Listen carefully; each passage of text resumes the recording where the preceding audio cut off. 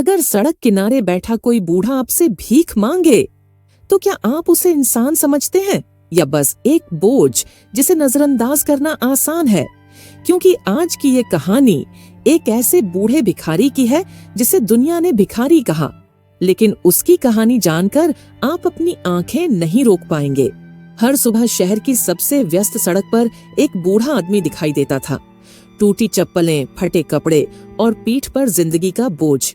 लोग आते, सिक्का डालते और आगे बढ़ जाते। कोई रुक कर नहीं पूछता था, बाबा आपने क्या खोया है? उसका नाम था रामदीन। लेकिन सवाल ये है, कोई इंसान भिखारी बनता क्यों है? रामदीन कभी भिखारी नहीं था। वो मजदूर था, ईमानदार, मेहनती। दिन भर काम करता, शाम को घर लौटते वक्त बच्चों के लिए मिठाई लाता। उसकी पत्नी दरवाजे पर खड़ी हर रोज उसका इंतजार करती थी। उनका घर छोटा था लेकिन सपने बड़े थे। फिर एक दिन जिंदगी ने ऐसा तमाचा मारा जिसे रामदीन कभी संभल नहीं पाया। फैक्ट्री में काम करते वक्त एक मशीन ने उसका दायां हाथ हमेशा के लिए छीन लिया। खून, चीखें और फिर अस्पताल की सफेद दीवारें। जिस पत्नी की आंखों में प्यार की जगह डर बस गया और एक रात वो बच्चों को लेकर चली गई। जाते वक्त बस इतना बोली, अब तुम हमें क्या दोगे? उस रात रामदीन जमीन पर बैठकर रोया। एक मर्द नहीं, एक टूटा हुआ पिता रोया। जब अपने ही साथ छोड़ दे तो इंसान कहाँ जाए? धीरे धीरे घर बिक गया, पहचान मिट गई और रामदीन इस सड़क का हिस्सा बन गया।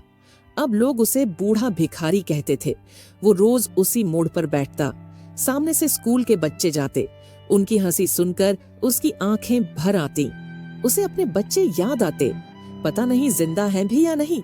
सबसे बड़ा दर्द भूख नहीं होता, सबसे बड़ा दर्द यादें होती हैं। एक शाम ठंडी बारिश हो रही थी। लोग छाते खोलकर भाग रहे थे। तभी एक छोटा सा लड़का उसके सामने रुका। बाबा चाय पी लो। रामदीन के कांपते हाथ गर्म चाय के कप से टकराए। आंसू अपने आप बह निकले। बेटा तू कौन है? मेरा नाम अमन है। कभी कभी एक कप चाय नहीं, एक इंसान की तरह देखा जाना जिंदा रख देता है। उस दिन के बाद अमन रोज आता, कभी रोटी कभी मुस्कान लेकर। लेकिन एक सुबह रामदीन बहुत कमजोर था, सांसें भारी थीं। अमन बोला, बाबा आप ठीक हो ना? रामदीन मुस्कुराया, हाँ बेटा, बस अब आराम चाहिए। कुछ मुस्कानें अलविदा कहने के लिए होती है। शाम तक रामदीन वहीं पड़ा रहा। लोग समझते रहे सो रहा है, लेकिन वो सो नहीं रहा था। वो हमेशा के लिए चुप हो चुका था। अमन रोते हुए बोला, ये बाबा भिखारी नहीं थे, ये बहुत अच्छे थे।